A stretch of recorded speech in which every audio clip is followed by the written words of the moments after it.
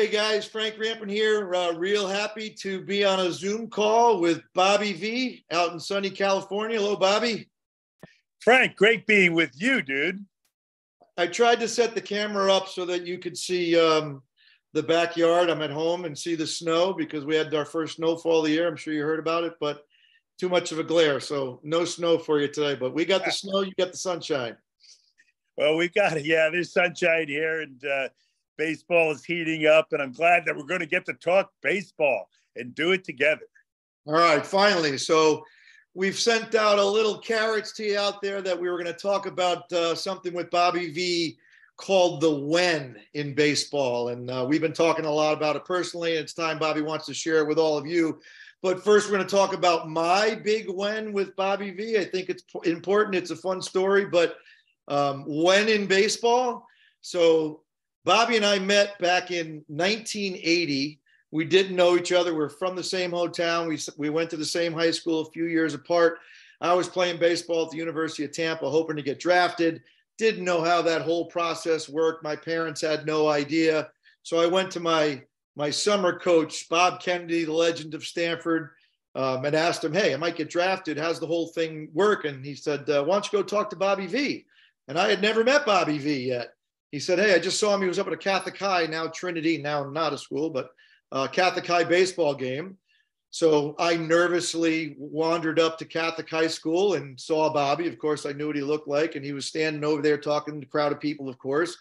And I nervously went over and introduced himself. And you said, hey, Frank, how are you? Like you knew who I was. And to this day, we still don't understand this part of the story. But I swear you had a piece of paper in your hand with my name on it, which Bob Kennedy didn't call you because there were no cell phones back then, but somehow, and introduced myself and told you what was going on. He might get drafted. You acted like you knew the whole story. And from that day on, you took me under your wing like I was your brother. And I did end up getting drafted, and you came over to my house and acted at my agent when Herb Cohn came to sign me, and you were waving a 5 behind his head for me to ask for $5,000 of a signing bonus, which was pretty funny. And that's 40 something years ago. And the rest is history. We spent many, many years in the restaurant business and other great experiences in life, including our time in Japan and winning a championship, which was unbelievable. So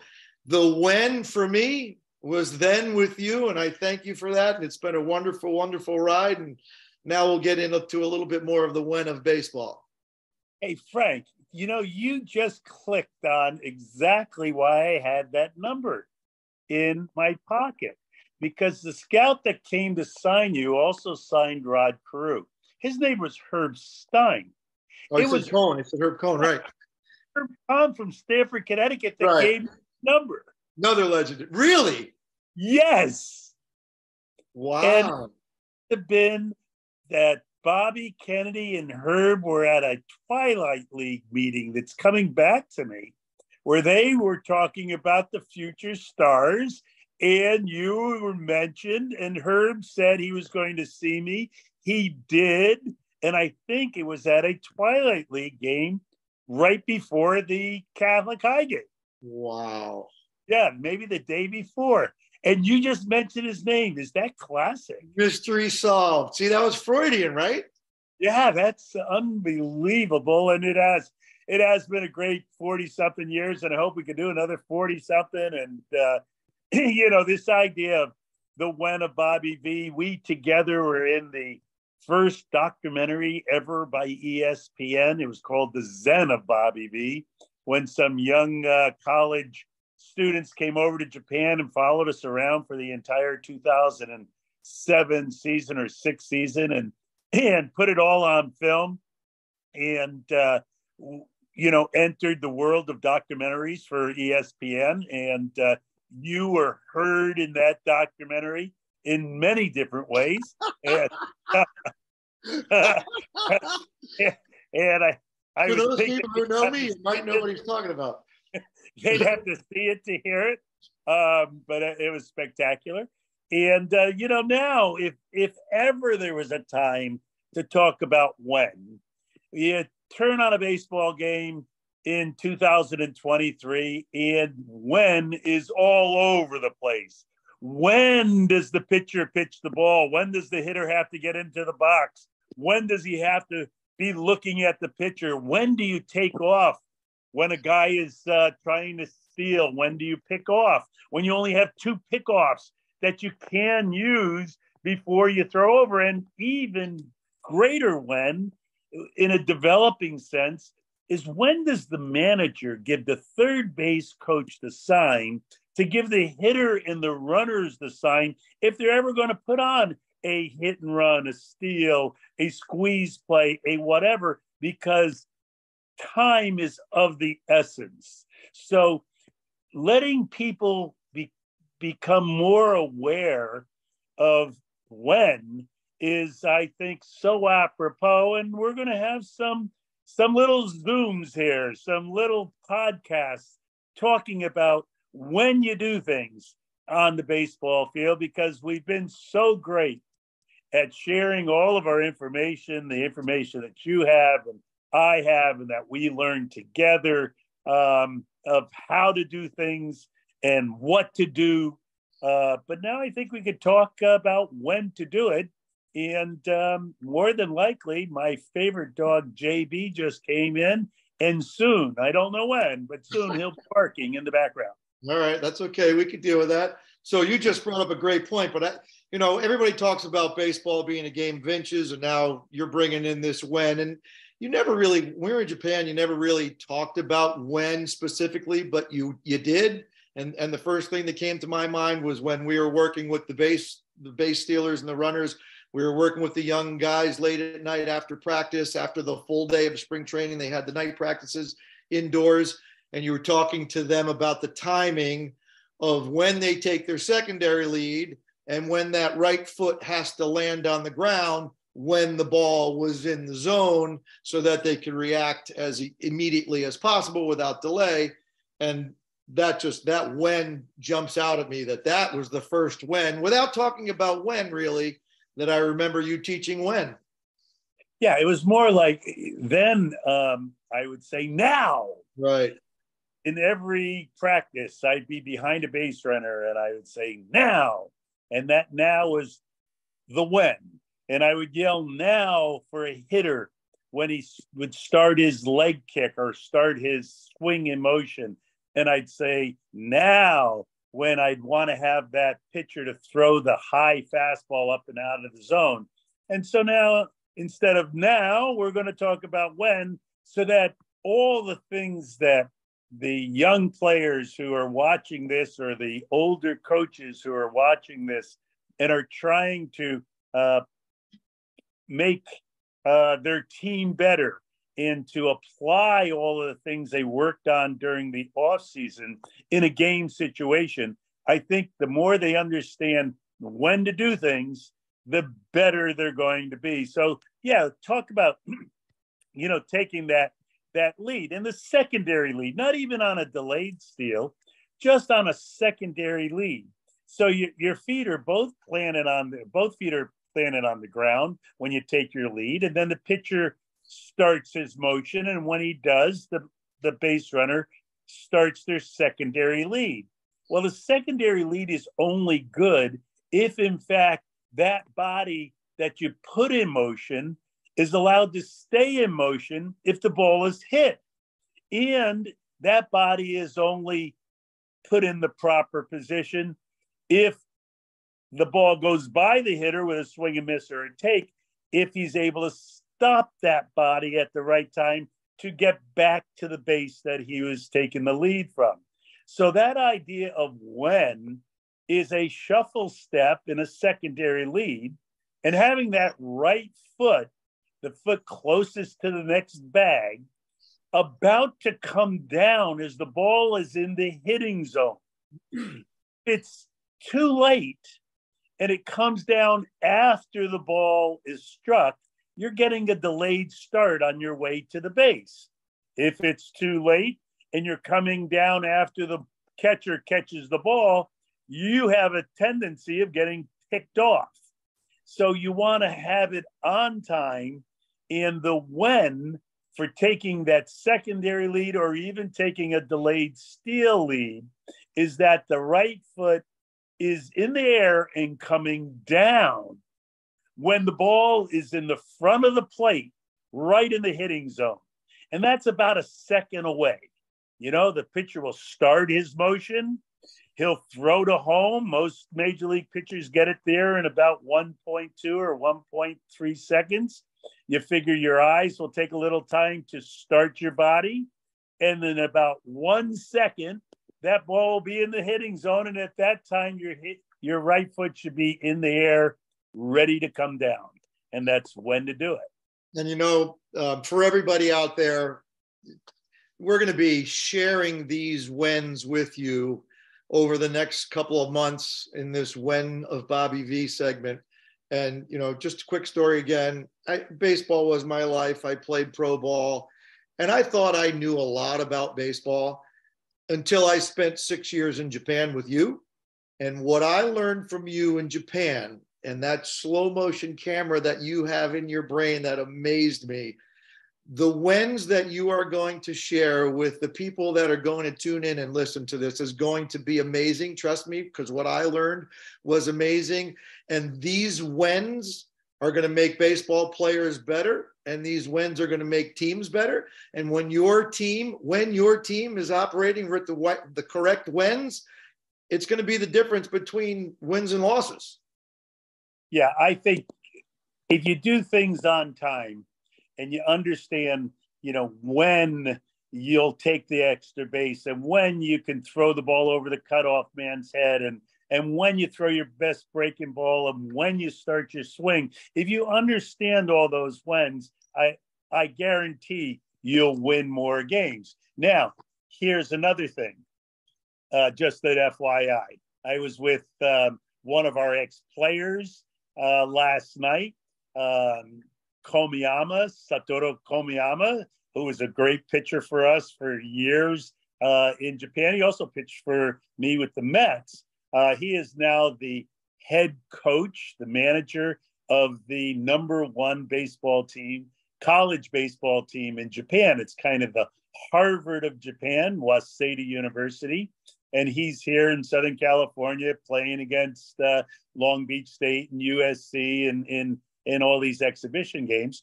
And I'm on my way to Japan. And this year's Chiba Lotte Marines staff has one of our ex-players from the Mets, Masato Yoshi, as the manager. They have Ono Shingo as the pitching coach. Oh, cool. Fukuda is the head coach. Hori is the hitting coach, and Kosaka is the base running coach. Wow. So all the members from different years of our teams are now heading up the Lotte team at the major league level in Japan. And we could be quite proud of that because we taught them for 6 years.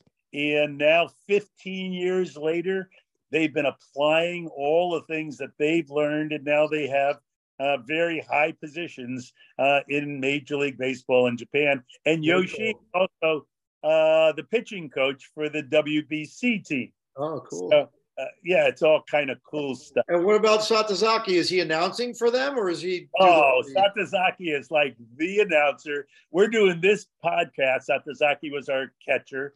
The other guys all played for us, obviously. Satazaki is the voice of Japanese baseball now. He has a weekly podcast that everyone listens to. He does pre and post game shows like I do for the Angels to just talk about baseball.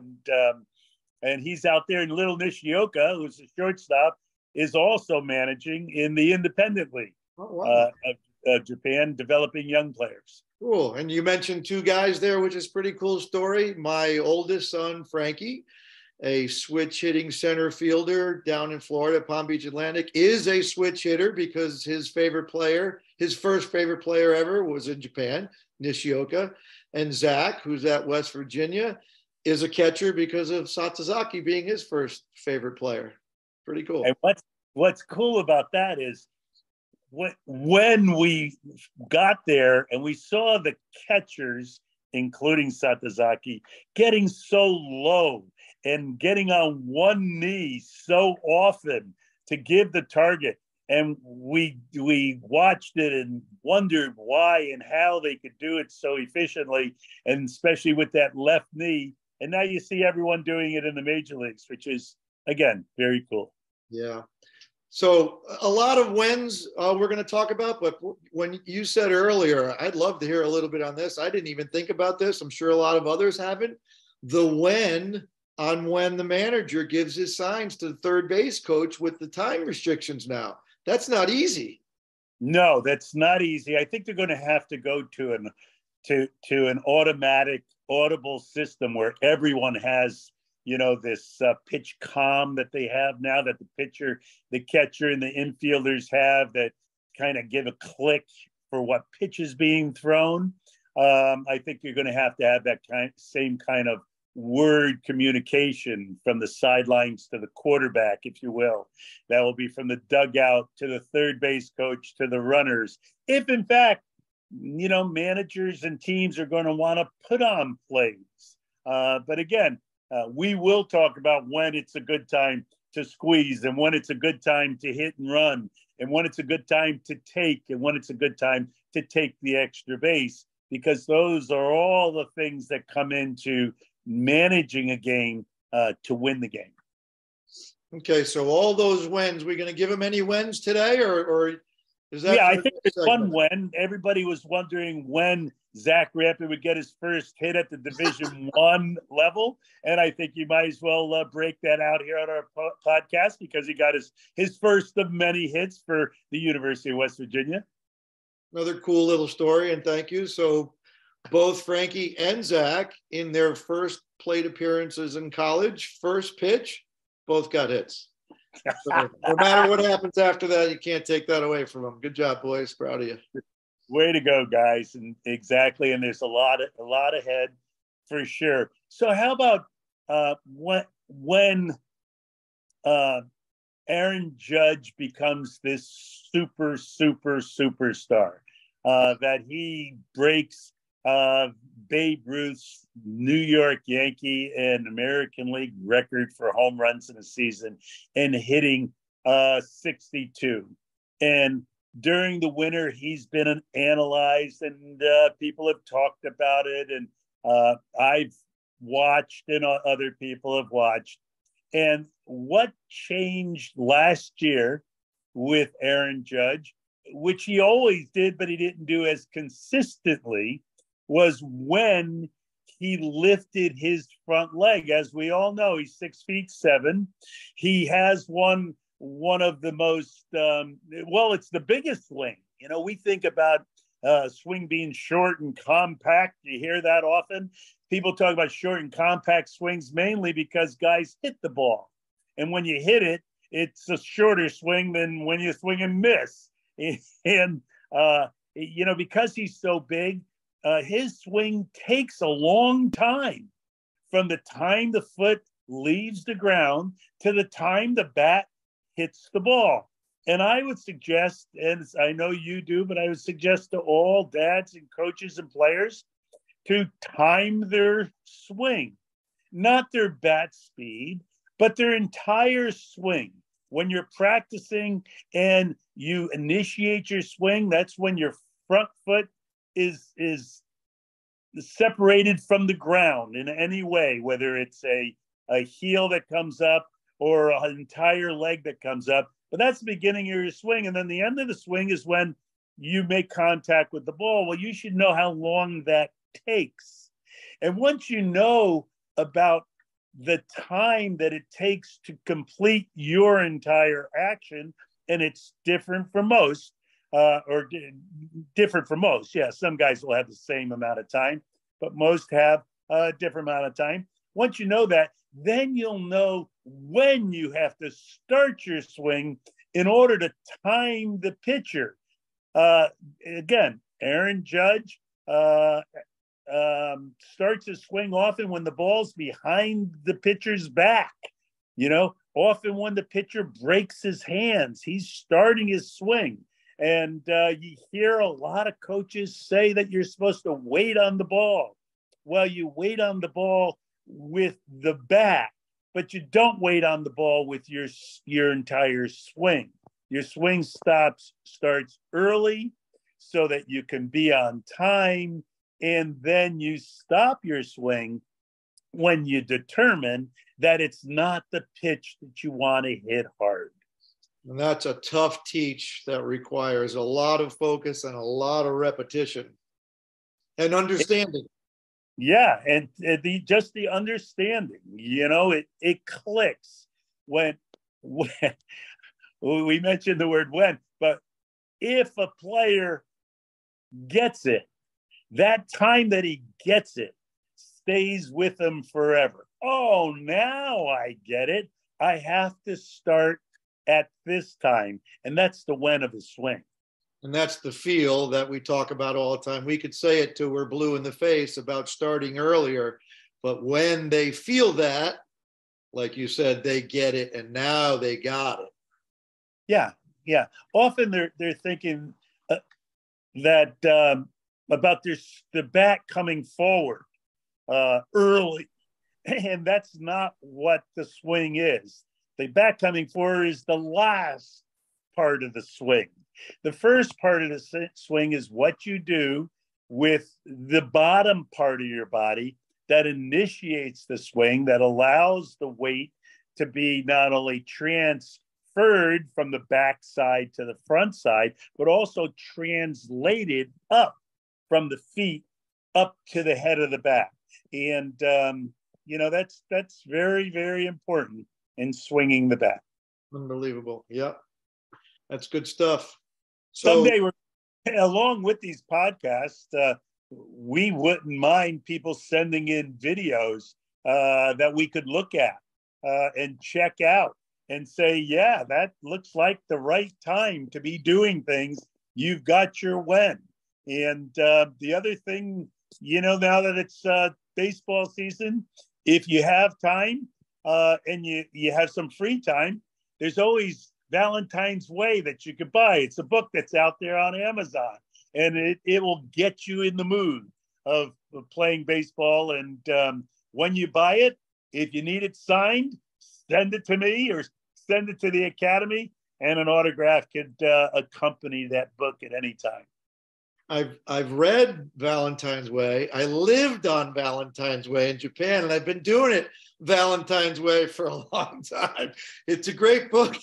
You should get it. And by the way, that's awesome what you said. If people want to send in videos and we could analyze them on this segment, that would be really cool. And I'm not positive this is going to be the definite way to do it. But if you want to send a video into info@bvacademy.com, we might be able to get that going right away. So be the first. Anytime. We have time. And when you send it, we'll make the time. All right, pretty cool, Bobby. I know you got to go. That was a good first segment for when. There's a lot more to come. And when you're going out to Japan, when? I'll be probably our next session. I'll be in Tokyo for the WBC. I'm senior advisor with the LA Angels, and I'm doing some of their TV. So I'm going to go over and make sure Ohtani does what he's supposed to do, playing for the Japanese team, Japanese team will be very good. The Dominican team will be very good. The USA team will be very good. And then there'll be a fourth team here in Miami, I believe, for the finals. And I'm not sure which team's going to get the breaks. It might be Venezuela. It might be Puerto Rico. But we have to see what shakes down in the WBC, the World Baseball Classic. And interestingly enough, the first World Baseball Classic was won by Japan in 2006. And that team had 8 of the players from Frank and mine Chiba Lotte Marines championship team from 2008. And our spring training was disjointed, but also they had Isun Yap also. Right, yeah. Players, yeah. Right? Isun Yap, and then maybe somebody else. Val might have been there playing for Italy, I think, huh? Well, what a year for those guys. Won the Japan championship, the Asian championship, and then they go on to win the WBC. That was pretty sweet. Yeah, that was 5 championships for them in one calendar year. They were celebrating for sure. Hey, so everybody enjoy baseball. Let us know how you can help. You know, Bobby Valentine Sports Academy is a wonderful place to cultivate your skills, to be around great people who enjoy the sport of baseball and other sports. Of course, soccer and lacrosse and softball are also practiced and performed there.